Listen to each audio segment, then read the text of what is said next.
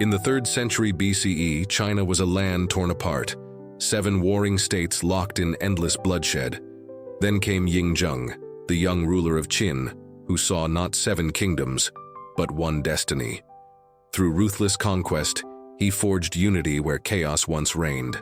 By 221 BCE, he had crushed all rivals and proclaimed himself Qin Shi Huang, the first emperor. For the first time, China was whole, but peace did not come through love. It came through fear. Qin Shi Huang believed people were born selfish, and order could only exist through strict control. Thus, legalism became the empire's creed. Rewards for obedience, death for defiance. Under this law, every citizen's life was measured, recorded, and controlled. Farmers, soldiers, scholars, all were cogs in the emperor's perfect machine. It worked. Roads were built, weights and measures unified, scripts standardized. But the cost? The spirit of freedom buried under fear.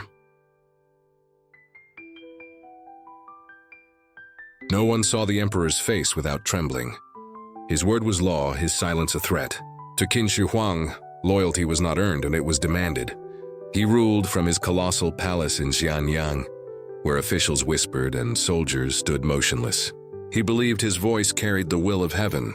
To challenge him was to defy heaven itself.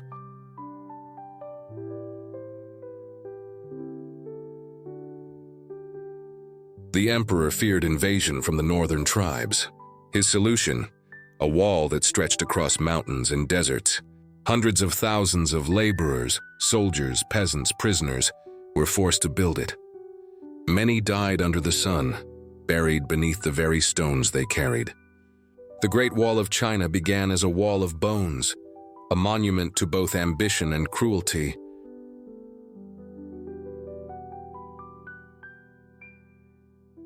To unite minds as well as lands, Qin Shi Huang standardized everything, from writing systems to coinage, from axle lengths to punishments.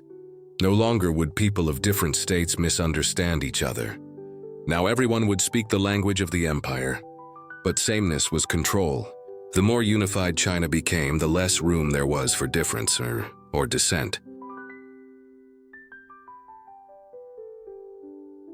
The emperor despised ideas that questioned authority.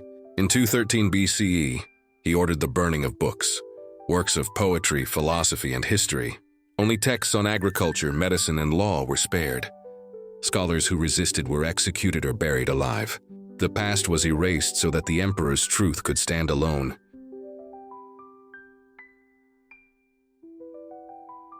Among those silenced were followers of Confucius who taught morality and virtue.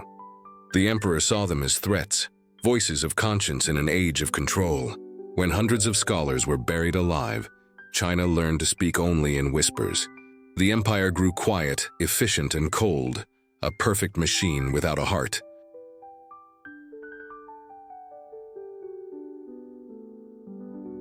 Haunted by death, Qin Shi Huang sought to live forever.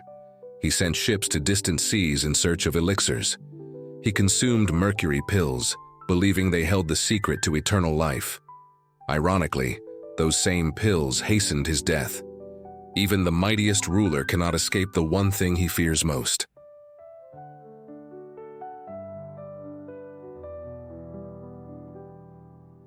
Before his death, the emperor ordered a vast underground city to be built, guarded by 8,000 terracotta soldiers, each unique in face and armor. It was a silent army, crafted to protect him in the afterlife. When discovered 2,000 years later, their stillness spoke louder than any war cry, a frozen echo of the emperor's undying fear.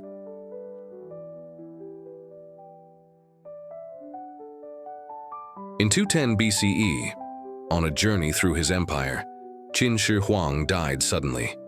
His death was kept secret for weeks as officials feared rebellion.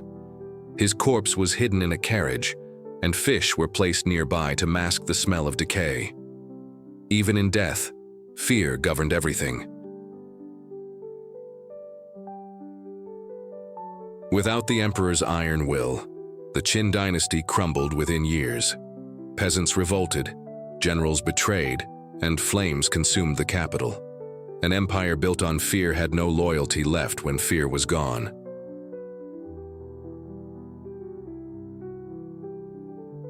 Though the Qin ruled for only 15 years, their legacy endures.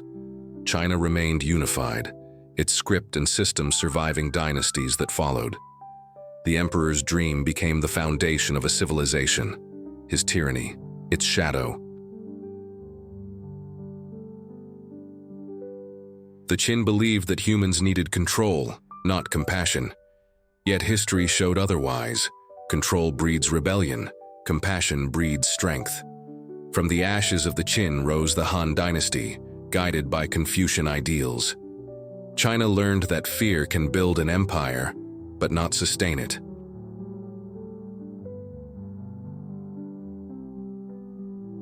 Even today, the ghost of Qin whispers. The balance between order and freedom remains fragile in every civilization.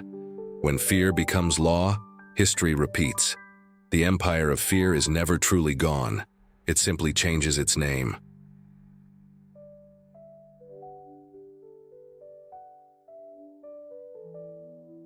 Huang wanted immortality, and in a way, he achieved it. His empire of fear became a lesson carved into the soul of history. That power can build walls, but only wisdom can make them last.